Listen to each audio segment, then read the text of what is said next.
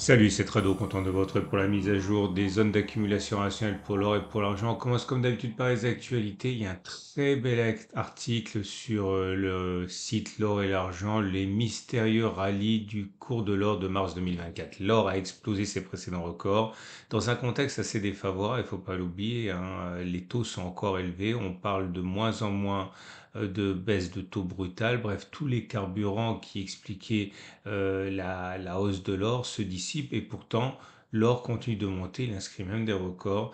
Donc un véritable travail de détective de Nicolas Perrin qui fait et défait, hein, les différentes possibilités pour expliquer cette ascension de l'or parce que c'est pas aussi simple qu'on peut croire. Et en tout cas, le contexte est plutôt défavorable alors même que l'or inscrit des records.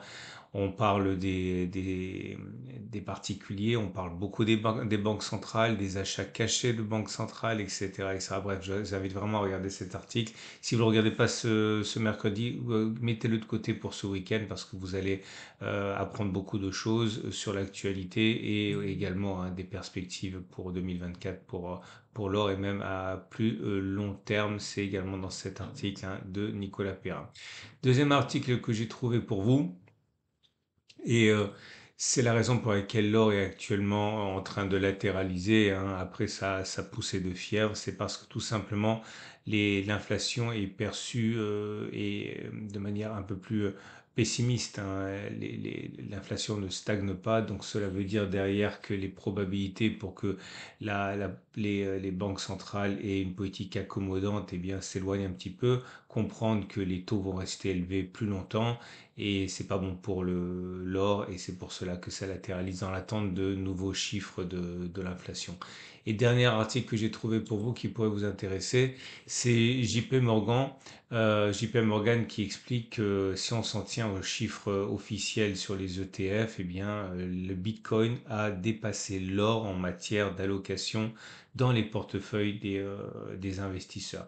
Alors, bien sûr, c'est très difficile de donner des conclusions qui soient, euh, on va dire, fermes, hein, puisque aussi bien l'or que Bitcoin fait l'objet de beaucoup d'investissements qui ne passent pas par les ETF et qui sont même plutôt très discrets, que ce soit le Bitcoin ou l'or. Mais pour l'instant, si on s'en tient à ce qui est officiel, eh bien oui, ça y est, c'est fait. Bitcoin occupe une place plus importante dans le portefeuille des investisseurs que l'or. Je vous rappelle que vous pouvez accéder à tous les articles que j'ai mentionnés sur mon site. Il y a un lien en dessous de la vidéo. On va passer aux zones d'accumulation rationnelle. Je vous rappelle que ce format vous est apporté par mon partenaire au coffre Veracash qui vous permettent tous les deux d'investir dans de l'or, d'acheter de l'or, de le faire livrer chez vous, alors de le mettre à l'abri dans des coffres forts hors du système bancaire. Comme ça, si le système bancaire a des misères, eh bien, votre or n'est pas bloqué, n'est pas pénalisé. Et également Veracash qui vous permet d'adosser de l'or alors que une carte alors que vous avez, de telle manière que si l'or monte, eh bien tout simplement vous pouvez dépenser plus, une remonétisation de l'or. Et puisqu'on parlait de Bitcoin, la forte conviction au coffre, hein, de Jean-François Faure, son créateur, c'est qu'il n'y a pas de lutte, il n'y a pas de combat entre Bitcoin et l'or. Ce sont des produits qui sont complètement complémentaires et vous pouvez acheter Bitcoin facilement avec la branche Cryptcool qui vient d'être créée et qui vous permet, surtout dans des conditions de simplicité, de sécurité maximale, d'investir dans Bitcoin. Tout ça, vous avez des liens en dessous de la vidéo, n'hésitez pas à cliquer dessus pour aller consulter ce qu'il propose. On passe aux zones d'accumulation rationnelle. Et on passe aux zones d'accumulation rationnelle sur l'or libellé en euros. Comme on peut le voir, on s'est rapproché de la zone d'accumulation rationnelle des 19,70-19,26, mais pour l'instant, on n'y a pas passé beaucoup de temps. On a juste pris appui et on est reparti. La tendance de fond est haussière, la tendance de long terme est haussière. Les bougies Aiki montrent l'indécision puisque pour l'instant, les bougies sont redevenues neutres avec une succession de bougies rouges et de bougies vertes avec mèche haute, mèche basse. Bref, la conviction est pour l'instant n'est pas au rendez-vous pour l'instant.